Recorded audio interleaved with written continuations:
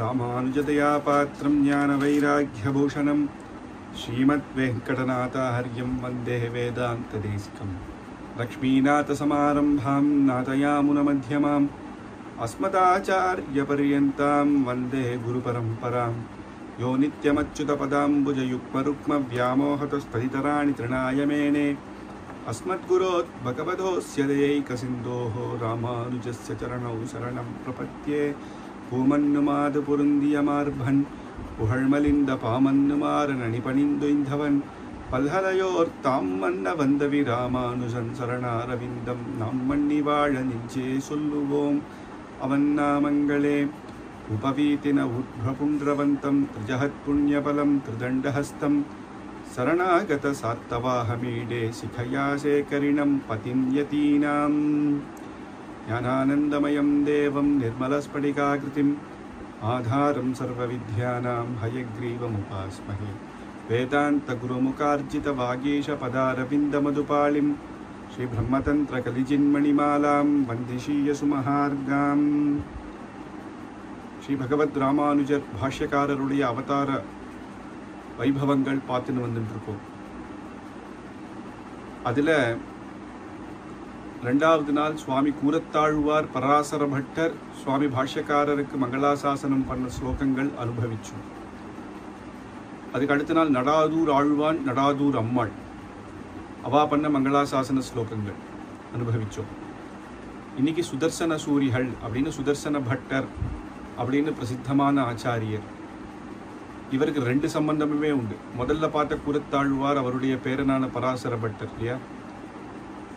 கூரத்தாழ்வாருடைய குமாரர் Vedavyasa butter Parasara butter. அப்பேற்பட்ட வேதவியாச பட்டருக்கு இவர் பேரன் சுதர்சன சூரி. அதனால சுதர்சன பட்டர் அப்படின்ற திருநாமம். அந்த வம்சத்தில் வந்தவர். அதுக்கப்புறம் இவர் காலக்ஷேபம் பண்ணது நடாதூர் அம்மாள் கிட்ட. இப்போ நடாதூர் ஆழ்வான் அவருடைய பேரன் நடாதூர் அம்மாள் அவருண்ட இவர் காலக்ஷேபம் பண்ண. அப்படி இந்த ரெண்டு நாள் பார்த்த அப்பேற்பட்ட ரெண்டு ஆச்சாரியர்களுக்குமே இவருக்கு சம்பந்தம் உண்டு. ஸ்ரீ பாஷ்யக்காரர் மேல அதீத பிரேம அதீத பக்தி கொண்டவர் நம் சுதர்சன சூரிகள். இவருடைய தனியன் யதீந்திர கிருத பாஷ்யார்த்த யத் வாக்யானேன தரிசிதாக வாசம் சுதர்சனாரியம் தம் வந்தே குருகுலாதிபம் அப்படின்னு யதீந்திர கிருத பாஷ்யார்த்த சுவாமி பாஷ்யக்காரர் சாதித்த ஸ்ரீபாஷ்யம் அதை நடாதூர் அம்மாள் காலக்ஷேபமாக எல்லாருக்கும் சொல்லிட்டு வந்துட்டேர் காஞ்சிபுரத்தில். அப்போ அந்த காஞ்சிபுரத்தில் சுதர்சன சூரிகள் வந்து நடாதூர் ஆழ்வார் திருவடியிலேயே காலக்ஷேபம் பண்ணேன். அப்போ ஒவ்வொரு நாளும் அவர் ஸ்ரீபாஷ்ய காலக்ஷேபம் பண்ணும்பொழுது அவர் எழுதி பெறும். அந்த கிரந்தம் ஓலையில் பட்டோலை பண்ணுவேன். அப்போ சில பேர் சில சிஷ்யாலாம் என்ன இவர் எழுதிக்கிறாரே அப்படின்னு நினைப்பா. ஒருவேளை ஞானம் கம்மியோ மறந்துடுமோ அப்படின்னு. ஆனால் நடாதூர் அம்மாள் அதை அவருடைய வைபவத்தை எல்லாருக்கும் காட்டணும் அப்படின்னு ஒரு நாள் அன்னைக்கு முன்னால் நடந்த பாட்டத்தை கேள்வியாக கேட்டேராம். அந்த சிஷ்யாலாலெல்லாம் பதில் சொல்ல முடியல. ஆனால் சுதர்சன சூரிகளில் கேட்ட உடனே ஆச்சரியமாக பதில் சொன்னேன். அப்போ அவர் கேட்க செய்தி எப்படி நீர் மட்டும் ஞாபகம் வச்சுட்டு இருக்கேர் அப்படிங்கும் பொழுதே தினமும் அந்த கிரந்தத்தில் ஆச்சாரியன் சொன்னது அனைத்தையும் அது சரியாக எழுதி அதை ராத்திரி திருப்பியும் போய் ஒரு வாட்டி எல்லாத்தையும் பார்த்து பேராம் மனனம் பண்ணுவேன் அப்படின்னு ஒன்று ரொம்ப சந்தோஷப்பட்டேர் நடாதூர் அம்மாள். அந்த கிரந்தங்கள் அப்படியே காட்ட சொன்னேர். அதை படித்தா அவ்வளவு ஆச்சரியம். அவர் கண்ணிலேயே ஜலம் வந்துட்டாம். அவர் எப்படி சொன்னேரோ அதை ஆச்சாரியர் அனுகிரகத்தோடு அந்த ஆச்சரியமாக எல்லா விஷயத்தையும் அவ்வளோ அழகாக எழுதிந்தார். இந்த பட்டோலை பண்ணிந்து. அதனால அந்த கிரந்தத்துக்கே ஸ்ருத பிரகாசிகா அப்படின்னு பேர். ஸ்ருத்தன கேட்டே அதை எழுதினதுனால கேட்டே எழுதி அதை லோகத்துக்கு பிரகாசம் பண்ணிரு. அதனால ஸ்ருத பிரகாசிகா. இன்றும் 1008 வருஷத்து திருநட்சத்திரம் கொண்டாடுறோம் பாஷ்யக்காரருக்கு. இன்றைக்கும் நிறைய இடத்துல ஸ்ரீபாஷ்ய காலக்ஷேபங்கள் நடக்கிறதுனா இந்த கிரந்தம் மூலமாகத்தான். ஸ்ரீபாஷ்யத்துக்கு பாஷ்யமாக ஸ்ருத பிரகாசிகா அமைஞ்சிருக்கு. இதுதான் எல்லார் கையிலையும் இன்னைக்கு பிரமாணமாக இருந்து காலக்ஷேபங்கள் சொல்லிட்டு வந்துட்டுருக்கா. அப்படி பிரகாசம் பண்ணி கேட்டே ஆச்சாரியர் கட்டாட்சத்தினால பிரகாசம் பண்ணேர் சுதர்சன சூரிகள். இவருடைய கிரந்தங்கள் பார்த்தா ஸ்ருத பிரகாசிகா, ஸ்ருத பிரதீபிகா, அப்புறம் தாத்பரிய தீபிகா அப்படின்னு வேதார்த்த சங்கிரகம் பாஷ்யக்காரருடைய கிரந்தத்துக்கு வியாக்கியானம் பண்ணியிருக்கார். அதுக்கப்புறம் சரணாகதி கத்தியத்துக்கு வியாக்கியானம் பண்ணியிருக்கார். சுக்கால உபநிஷத்துக்கு வியாக்கியானம் பண்ணியிருக்கார். அப்படி ஆச்சரியமாக பல கிரந்தங்கள் பண்ணியிருக்கார். ராமானுஜர் விஷயமாக 2 ஸ்தோத்திர பாட்டங்கள் பண்ணியிருக்கார். அதில் முக்கியமாக இன்னைக்கு முதல்ல பிரார்த்தனா பஞ்சகம் அப்படின்ற ஸ்லோகங்கள் பார்க்கலாம். பிரார்த்தனா பஞ்சகம்னா ஸ்ரீ பாஷ்யக்காரரை பிரார்த்தனை பண்ணுறது. எல்லா ஜனங்களுமே பிரார்த்தனை பண்ணுறா. பெருமாள் கிட்ட பிரார்த்தனை, எனக்கு இது வேணும். காமியார்த்தமாக நிறைய பேர் பண்ணுறா. ஆனால் எல்லா ஜனங்களும் பெருமாள்கிட்ட பிரார்த்தனை பண்ணுறா. ஆனால் ஒரு ஸ்ரீ வைஷ்ணவர் எதை பிரார்த்தனை பண்ணணும் அப்படின்னு தெரிஞ்சுக்கணும். அப்படின்னா நமக்கு எது ஹிதம், எது முக்கியம், எப்படி பிரார்த்தனை பண்ணணும் அப்படின்ற விஷயம் தெரிஞ்சுக்கணும்னா இந்த ஸ்லோகங்களை வச்சு தெரிஞ்சுக்கலாம். அவ்வளவு ஆச்சரியமாக அமைஞ்சது இந்த ஸ்லோகம். அதில் முதல் ஸ்லோகம், யதீஸ்வரஷ்டுனு ஸ்ரீமான் கிருபயா பரயா தவ மம விஜ்ஞாபனமிதம் விலோக்கிய வரதம் குரும். யதீஸ்வர, யதீந்திரனான அப்பேற்பட்ட ஸ்ருணு ஸ்ரீமான், ஸ்ரீமான் அப்படின்னு போகிறார். யதிராஜர் அவர் ஸ்ரீமான் அப்படின்னும் பொழுதே ஆச்சரியமான கைங்கரிய ஸ்ரீ, ஞானஸ்ரீய உடையவர். கிருபையா பரையா தவ, பரம கிருபையோட நீர் மம விஜ்ஞாபனமிதம், என்னுடைய விஜ்ஞாபனம், என்னுடைய ஒரு கோரிக்கைகள், பிரார்த்தனையை நீர் கேட்டருளும். அப்போ யாருப்பா திடீர்னு வந்து கேட்குற, உனக்கு என்ன யோக்கியத்தை அப்படின்னு சொல்லிடக்கூடாது. ஆனால் ராமானுஜர் அப்படி சொல்லப்பட்டவர் இல்லை. காரே கருணை ராமானுஜர் இருந்தால் கூட நம்மளா போய் கேட்கறதுக்கு நமக்கு ராமானுஜருடைய சம்பந்தம் என்ன அப்படின்னா ஆச்சாரியன் மூலமானதான சம்பந்தம். அதனால விலோக்கிய வரதம் குரும், அடியேனுக்காக இல்லை, என்னுடைய ஆச்சாரியரை முன்னிட்டு நான் பிரார்த்தனை பண்ணுறேன். அப்போ அம்மாள், நடாதூர் அம்மாளை முன்னிட்டு உம்மை நான் பிரார்த்தனை பண்ணுறேன் அப்படின்னு இங்கே ஆச்சாரிய பக்தியை காட்டுறோம். ஆச்சாரியன் மூலமாக பகவானை அடைவதுதான் உத்தமம், அதுதான் சுலபம். ஏன்னா பெருமாள் கிட்ட நேர போய் பிரார்த்தனை பண்ணால் அவன் சர்வஜன். நம்ம பண்ண பாப்பமும் அவனுக்கு தெரியும். சாஸ்திரப்படி தான் இருக்கணும். பாப்பத்தினாக்க தண்டிக்கணும். நீ இவ்வளவு பாப்பம் பண்ணிட்டு என் முன்னாடி வரியே அப்படின்னு கேட்டுருவேன். அதிலிருந்து ரட்சிக்க தான் நம்ம தாயார் கூடவே இருக்கான். இன்னும் ஆச்சாரியன் மூலமாக போனால் இன்னும் சந்தோஷம். இதுக்கு உதாரணம் சொல்லணும்னா தாமரை புஷ்பம் இருக்கு. அந்த தாமரை புஷ்பத்துக்கு சூரியன், தாமரை புஷ்பத்தை வெளில வச்சுட்டான்னு வச்சுக்கோங்க, தீர்த்தத்தில் இல்லாமல் வெளியில் இருந்ததுன்னா சூரியன் புசிக்கிடும், வாடி போயிடும். அதே தீர்த்தத்தில் இருக்கும்போது சூரியனுடைய அக்னி வெளிச்சத்தினால, அந்த சூட்டுனால அது வாடலை. ஏன்னா தீர்த்தம் இருக்கு. அந்த மாதிரி பெருமாள் கிட்ட நேரம் நம்ம போனால் நம்ம பாப்பங்கள் அவன் கண்ணில் படுறதுனால அவர் நிகிரகம் பண்ணிடுவேன். ஆனால் ஆச்சாரியன் ஒரு குளம், அதை பற்றி பெருமாள் கிட்ட போனால் அவர் நமக்கு அனுகிரகம் பண்ணுவேர் அப்படின்னு ஆச்சரியமாக நமக்கு ஆச்சாரியருடைய முக்கியத்துவத்தை இந்த உதாரணம் காட்டும். அதனால அவர் மூலமாக நான் விஜ்ஞாபனம் பண்ணுறேன். முதல்ல என்ன பிரார்த்தனைன்னா, நான் பிரார்த்தனை பண்ணுறதை கேட்டு எனக்கு அனுகிரகம் பண்ணணும் அப்படின்றது தான் முதல் ஸ்லோகமே.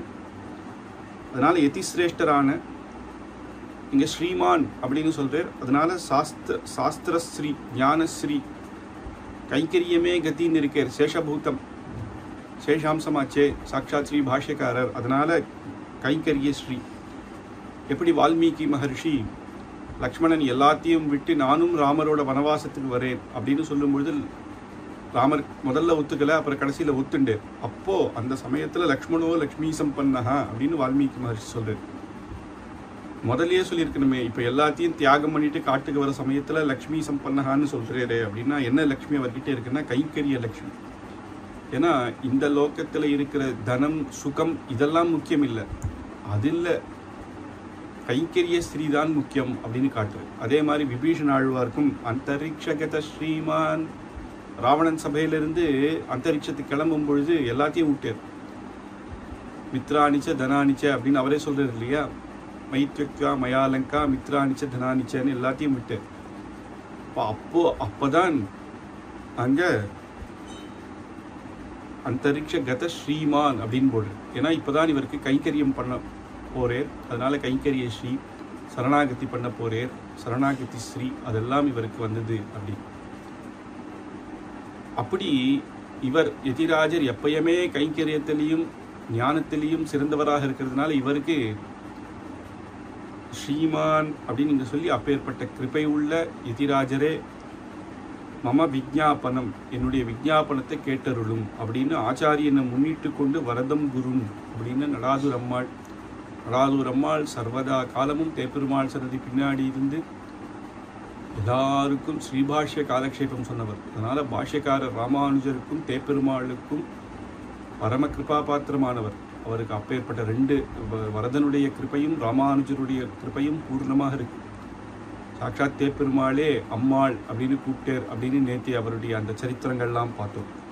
அதனால அவனை முன்னிட்டு, ஏன்னா ஆள வந்தார் ரங்கநாதனை முதல்ல சேவிக்கும் போது ராஜாவா இருந்தது இல்லையா, வந்து சேவிக்கும் பொழுது ரங்கநாதனை சேவிச்ச உடனே கண்ணில் ஜலம் விடுறான்.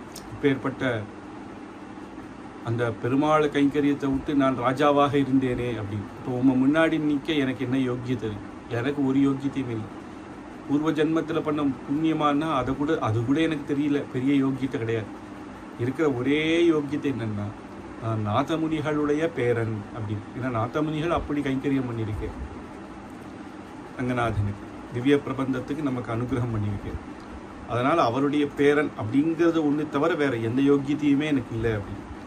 அந்த மாதிரி விலோக்கியம் வரதம் குரு அப்பேற்பட்ட நடாதூர் அம்மாளுடைய சிஷ்யர். அதனால் அடியனுடைய விண்ணப்பத்தை கேட்டருளும் அப்படின்றது முதல் ஸ்லோகம். 2வது ஸ்லோகம் அநாதிபாபரசிதாம் அந்தఃகரண நிஷ்டிதாம் யதீந்திர விஷய மே சாந்திராம் விநிர்வாசய வாசனாம். யதிராஜரே, இந்த லோகத்தில் சகல பாபங்கள் நம்ம பண்ணிடுறோம். அடியேன் போன்றவர் அவரை சொல்லிக்கிறேன். பாபங்கள் அநாதி பாபரசிதார, அநாதி காலமா எத்தனை ஜென்மவா புனரப்பி ஜனனம் புனரப்பி மரணம்னு எடுத்துட்டே இருக்குச்ச. பாப வாசனை, பாபத்தினாலையும் கர்ம வாசனத்தினாலையும் இந்த ஜென்மாவிலையும் மனுஷனாக பிறந்தா கூட பாபங்கள் பண்ண தூண்டிடுறது.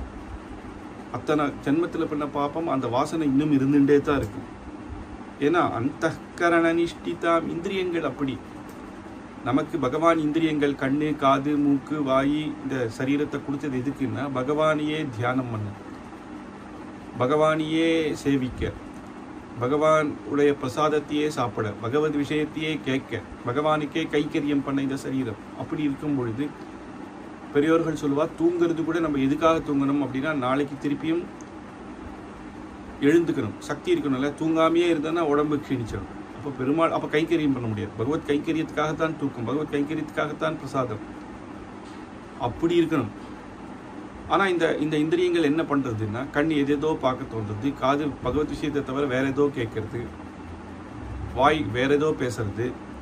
அப்படி இருக்கும் பொழுது இப்படி இருக்கிறத விட்டுட்டு நீர்தான் இந்த பாப்ப வாசனைகள் கர்ம வாசனையெல்லாம் போக்கி இந்த இந்திரியங்களை உம்மிடத்தில் அடியேனை யதீந்திர விஷயே சாந்திராம், விஷயமாக பக்தி, ஸ்ரீ பகவத் பாஷ்யக்காரர் மேல பக்தி, பாஷ்யக்காருடைய கிரந்தத்தில் அதீத ஈடுபாடு, அவர் காட்டி கொடுத்த பாதையே எப்பயும் ஸ்மரிச்சுட்டு இருக்கணும், அவர் காட்டி கொடுத்த கைங்கரியத்தையே எப்பயும் பண்ணணும், அவர் காட்டி அப்படி இருக்கணும் அப்படின்னு உம விஷயமாகவே என்னை மாற்றிக்கொள் அப்படின்னு இங்கே கேட்குறேன். இதை பகவானிடம் கேட்ட சுவாமி வேதாந்த தேசிகர்.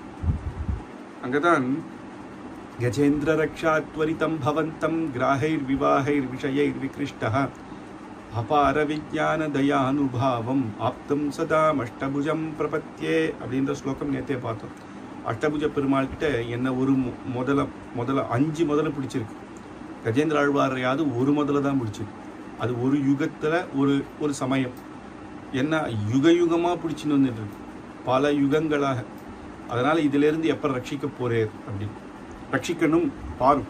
ஒரு சக்கரம் போறாது, சகல ஆயுதத்தோடையும் வாரும் அப்படின்னு பெருமாளை வேண்டிக்கிறேன்.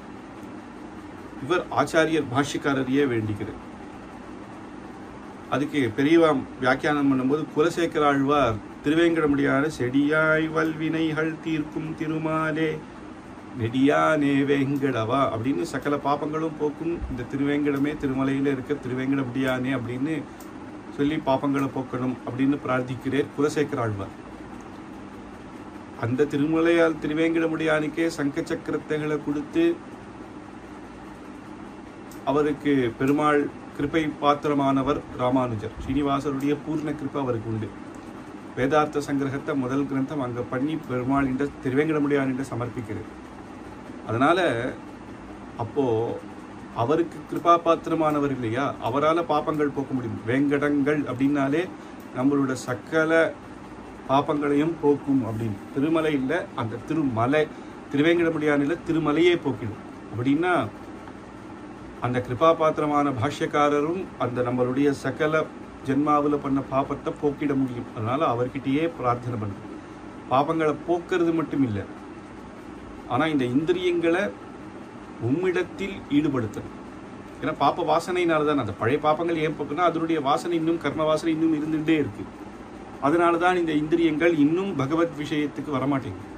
அதனால உம்முடைய திருவடியில விஷயமாக பெருமாள் விஷயமாக அப்படின்னு சொல்லலையேன்னா எப்ப ராமானுஜர் விஷயமாக இந்திரியங்கள் போக ஆரம்பிச்சதோ அது நேர ஏற்கனவே பார்த்தோம் இல்லையா, வைகுண்ட மண்டப மார்க்கதாயி அப்படின்னு. அப்ப பெருமாள் சரணத்துல பாஷ்யக்காரருடைய விஷயம் அவருடைய ஸ்ரீ சுக்திகளே கொண்டு போயிடும். அவருடைய இல்ல அவரை சேவிக்கிறா இல்லையா, உபவீத்திர ஊர்திரபுன்றம்னு அவருடைய திருமேனி சம்பந்தமே நம்மளை மோட்சத்துக்கு கொண்டு போயிடும். ஸ்ரீ சுக்திகள் அவருடைய கிருபை இருந்தா போரும். இல்ல அவ ஆச்சாரியர் அந்த சம்பிரதாயத்துல வந்தவர்களுடைய அனுகிரகம் பெற்றா அதுவே போரும். அதனால அப்படி இங்க பிரார்த்தனை பண்ணிக்கிறேன். ஈசன் வானவர்க்கு அன்பன் என்றால் அது தேசமோ திருவேங்கடத்தானுக்கு நீசனேன் நிறைவொன்றுமில்லேன் அப்படின்னு நம்மாழ்வாரனுடைய மங்களாசாசனம். அவர் என்ன சொல்றார், ஈசன் வானவர்க்கு தான் பகவானோ, அவளை ரட்சிச்சான்றது தான் எங்க திருவேங்கடமுடியானுக்கு பெருமை இல்லப்பா, நீசனேன் நிறைவொன்றுமில்லேன் அப்படின்னு. நல்ல விஷயங்கள் பண்ணக்கூடியது எதுவும் நான் பண்றது இல்லை. எதெல்லாம் பண்ணக்கூடாதுன்னு சாஸ்திரம் விதிக்கிறதோ அதெல்லாம் நான் பண்றேன். அதனால ஆத்ம குணத்தை விட்டு அனாத்ம குணத்தையே பண்றோம். அப்படி இருந்து எனக்கும் கிருபை பண்றானே அப்படின்றது அங்க பிரார்த்தனை. அதனால அவருடைய கிருபா பாத்திரமான ஸ்ரீ பகவத் பாஷ்யக்காரர் இந்த அனாத்ம குணத்திலிருந்து என்னை நீக்கி ஆத்ம குணமான யதீந்திர விஷயமாகவே என்னை ஆக்கிக் கொள்ளணும் அப்படின்றது இந்த 2வது ஸ்லோகத்தினுடைய தாற்பயம். 3வது ஸ்லோகம். அபிப்ரார்த்தயமானானாம் புத்திரக்ஷேத்ராதி சம்பதாம் குரு வைராக்யமேவாத்ர ஹிதகாரீன் யதீந்திரனஹ. எல்லாருமே எப்படி பிரார்த்தனை பண்ணிப்பான்னா, புத்திரக்ஷேத்ராதி சம்பதாம், புத்திரன் வேணும், பூமி ஒரு இருக்கிற இடம் வேணும், மாளிகை வேணும், பணம் வேணும், சம்பதாம் இப்படி காமியார்த்தம். இது எதுவுமே தாத்காலிகம். ஏதாவது நம்மளோடையே வருமா? இந்த ஜென்மா இந்த சரி பிராணம் போயிடுச்சுன்னா நம்ம கட்டி வச்ச வீடு நம்மளோட வருமா, தனம் வருமா, இன்னொருத்தர் கொடுத்துட்டு போக வேண்டியது தான். இது எதுவுமே சாஸ்வதம் கிடையாது. ஆனால் பகவத் சம்பந்தமோ ஆச்சாரிய சம்பந்தமோ மோட்ச பரியந்தம் நித்தியம். அங்கேயும் போய் பகவானுக்கு கைங்கரியம் பண்ணலாம், ஆச்சாரிய சம்பந்தமும் உண்டு. அதனால அதுதானே எது நித்தியமோ அதுதானே நம்ம பிரார்த்திக்கணும். ஆனால் அபிப்பிரார்த்தயமான சில இதனால நமக்கு திருப்பி இந்த காமியார்த்தத்தில் பலன் வந்து இதை பிரார்த்திச்சுடுறேன். ஏதோ ஒரு கஷ்டம் வரும்போது பெருமாளே எனக்கு கொஞ்சம் பைசா கொடுக்கூடாதா, என்னையா இப்படி கஷ்டப்படுத்துற அப்படின்னு நம்ம பிரார்த்திச்சுடுறோம். ஆனால் அதை நீர் விஷயமாக கொள்ளக்கூடாது. பாஷ்யக்காரரே குரு வைராக்கியமே பாத்திர ஹிதகாரீன் யதீந்திரனஹ, ஹிதத்தையே பண்ணணும். எமக்கு எது ஹிதம், சிஷ்யர்களுக்கு எது ஹிதம், வைராக்கியமாக இருக்கணும். பகவத் விஷயம் போரும். வேற எந்த ஒரு லோக சுகத்திலையும் ஈடுபாடு வராம ஒரு வைராக்கியம் அதையே நீர் கொடுக்கணும். ஒரு அம்மா கிட்ட போய் தினமும் ஒரு குழந்தை ஐஸ்கிரீம் கேட்கறதுன்னா அதை தினமும் வாங்கி கொடுத்தா அது அம்மா பெருமையா? நான் என் குழந்தைக்கு எது கேட்டாலும் வாங்கி கொடுத்துருவேன் அப்படின்னா அப்போ நாளைக்கு அது ஜுரத்தில் கொண்டு விடாதா? அப்போ அம்மா என்ன பண்ணுவா அப்படின்னா, குழந்தைக்கு எது ஹிதமோ அதை பார்த்து பண்ணுவா. திட்டுவா, அடிப்பா, வேணாண்டா ஐஸ்கிரீம் சாப்பிடாத அப்படின்னு. அது எதுக்குன்னா குழந்தைக்கு நல்லது. இப்போ புரியாது, ஆனால் பெருசானவுன்னா அந்த குழந்தைக்கே புரியும். அப்போ தன்னுடைய குழந்தைய அது அதே தான் பண்ணும், அப்படிதான் வளர்ப்பா. ஏன்னா குழந்தைக்கு எது ஹிதமோ அதுதான் அம்மா பண்ணுவா. இன்னைக்கு அம்மா வந்து ஐயோ குழந்தைய நான் அடிச்சா என்ன புரிஞ்சிக்காதோ அப்படின்னு இன்னைக்கும் நினைக்க மாட்டான். இன்னைக்கு புரியலன்னா நாளைக்கு தெரிஞ்சுப்பான் குழந்தை. அந்த மாதிரி நீர் அப்பேற்பட்ட யதீந்திரரே வைராக்கியமே பாத்திர, அந்த வைராக்கியம் உம்மிடத்தில் பக்தி அதை தவிர வேற எந்த ஆசையும் கேட்கக்கூடாது. நான் ஒருவேளை கேட்டா கூட நீர் இந்த விஷயமாக என்னை தள்ளிடணும் அப்படின்னு ஆச்சரியமான பிரார்த்தனை. வைராக்கியத்தை கேட்கிறேன். அவாவாளுக்கு எது இஷ்டமோ அதானே கேட்பான். பிரஹ்லாதனுடைய பக்தி எப்பேற்பட்டதுன்னு எல்லாருக்கும் தெரியும், பிரசித்தம். அவருடைய பக்திக்காகத்தான் பகவான் எங்குமுளன் கண்ணன் என்று மகனை காய்ந்து இங்கில்லையாய் என்று ஹிரண்யன் தூண் புடைப்ப அப்படின்னு இங்கதான் கண்ணன் இருக்கானா, இருக்கான், பகவான் இருக்கான், எங்கேயுமே இருக்கான், இந்த ஸ்தம்பத்திலையும் இருக்கான்னு சொன்னார். அந்த வாக்க சத்தியம் பண்ணவே சத்தியம் விதாத்தும் நிஜபிருத்திய பாஷித்தம்னு நரசிம்மர் வந்தார். ஆனா கடைசியில உனக்கு என்ன வரன் வேணும் அப்படின்னு பெருமாள் நரசிம்மன் கேட்கும் பொழுது பிரஹ்லாதர் என்ன கேட்கிறார், உம்மகிட்ட பக்தி எப்பயும் இருக்கணும் அப்படிங்கிறார். அவருக்கு பக்தி தான் பிடிக்கும். அவருடைய பக்தினால்தான் பகவான் பிரத்யக்ஷமானேர். ஆனா திருப்பியும் பக்தியை கேட்கிறாரு.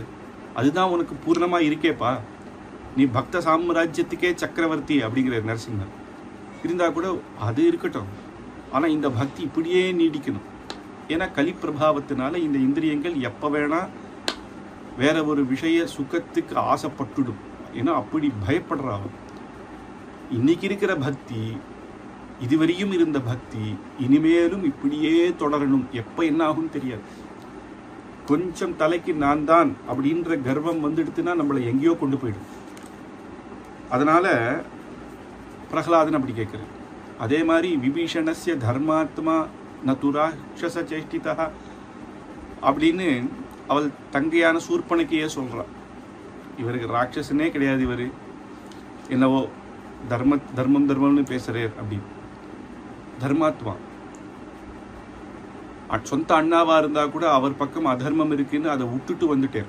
பகவான் சரணாகதி கொண்டு ராமன் என்ன கடைசியில கேட்கிறேன், என்னப்பா வேணும் உனக்கு? எதுவும் வேண்டாம், எனக்கு இந்த தர்மத்திலேயே சிந்தனை இருக்கணும் அப்படின்னு பிரார்த்திக்கிறேன். தர்மம் தான், அதனால தானே அண்ணா மேல தப்பு இருந்தாலும் விட்டு இங்க வந்திருக்கேன். உன்னை போல ஒரு தர்மவான் உண்டா? திருப்பி தர்மத்தையே கேட்கிறேன்னா இங்கேயும் அதே தான். எப்ப வேணா மனசு மாறிடும். தனம் இதெல்லாம் வந்த உடனே ஒரு செருக்கு வரும். இல்லை வித்யா கர்வம் சில பேருக்கு உண்டு, தனத்தினால கர்வம் சில பேருக்கு உண்டு. அதனால இது எங்கேயோ போய் நம்மளை கொண்டு விட்டுடும். அதனால அதெல்லாம் வேணும் அப்படின்னு அவருக்கு எது இஷ்டமோ அந்த தர்மத்திலேயே சிந்தனை இருக்கணும்னு விபீஷணாழ்வார் கேட்குது. அந்த மாதிரி தான் நடாதூரம் ஆளும். இந்த லோக சுகத்தை பிரார்த்தித்தாலும் அதை நீர் பொருட்படுத்தாம எனக்கு எது ஹிதமோ இந்த வைராக்கியத்தையே எப்பயும் எனக்கு அனுகிரகம் பண்ணணும் அப்படின்னு இங்க பிரார்த்திக்கிறார். இவருடைய வைராக்கியம் அது எப்படி ஏற்பட்ட வம்சத்துல வந்தவர் கூரத்தாழ்வார்.